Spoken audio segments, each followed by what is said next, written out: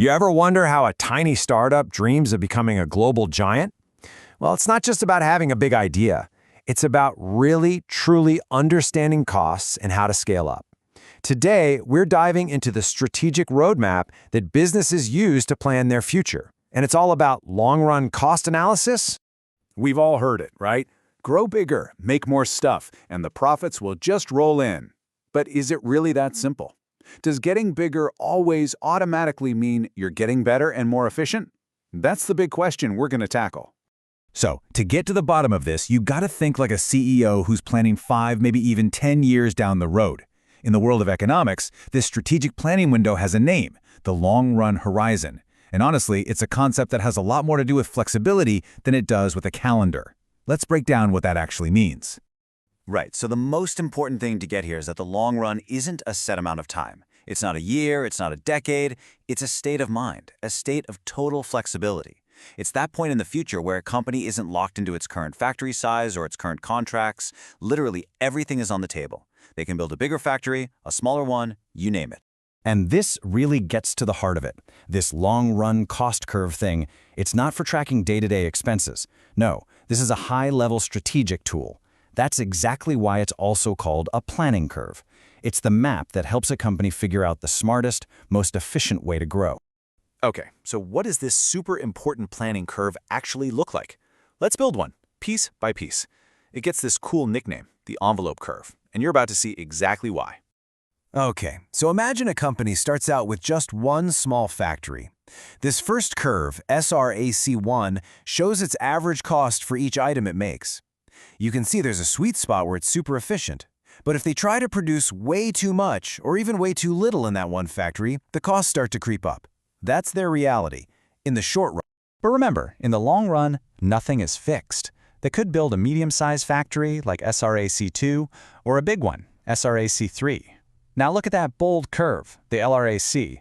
See how it kind of hugs or envelops all the other curves? It's basically connecting the dots of the absolute lowest possible cost, no matter how much you want to produce. It shows a company its perfect path forward.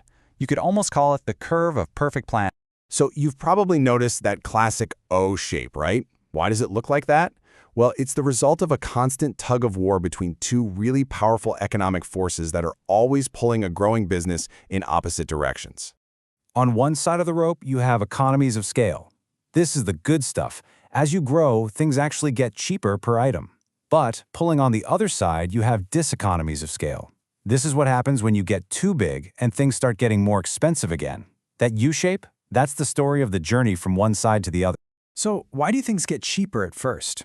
Well, as a company gets bigger, it can have people who specialize in one single task, which makes them super fast.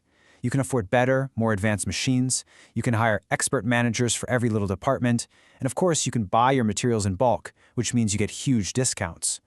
All this stuff works together to drive those per unit costs down, down, down. But there's always a but, right? Eventually, a company can get so big it becomes a victim of its own success.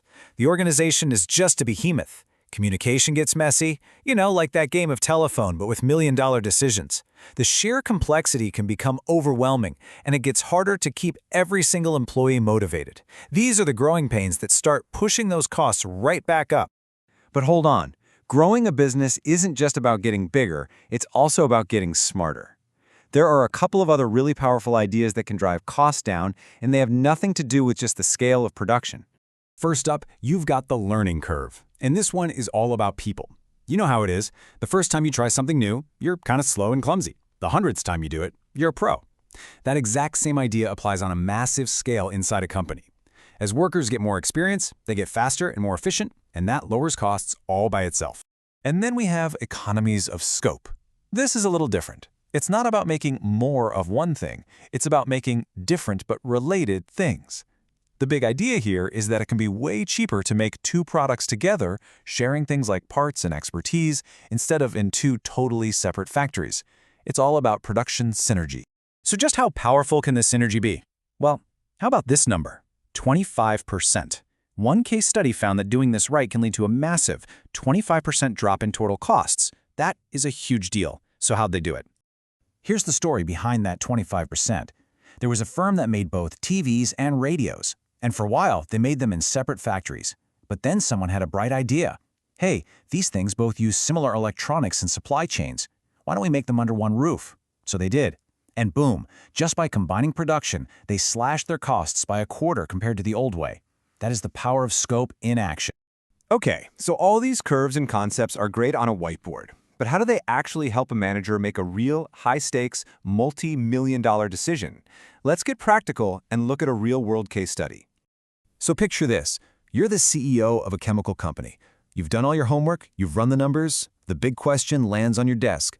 Do we pull the trigger and build this brand new fertilizer plant, yes or no? All right, the numbers are in, and they tell a pretty clear story. On one hand, the market price for fertilizer is 5 rupees and 50 paise a unit. That's what people will pay. But on the other hand, the company's own analysis shows that the absolute lowest cost they could ever achieve, even on their best day, is 5 rupees and 88 paise a unit. You see the problem, right? And so the verdict is a crystal clear no. It's that old saying, right? You can't lose money on every single sale and expect to make it up in volume. Because their best possible cost is still higher than the selling price, building that plant would have been a straight-up financial disaster. And that right there is how this kind of analysis saves a company from making a huge mistake. But just when you think we've got it all figured out, here comes one final, fascinating twist. So all the economic textbooks show us that neat, U-shaped curve we've been talking about. But when researchers go out and study actual, real-world companies, they often find the curve looks more like an L. Costs go down as companies get bigger, and then they just flatline. They stay low. That whole diseconomies of scale problem doesn't seem to kick in.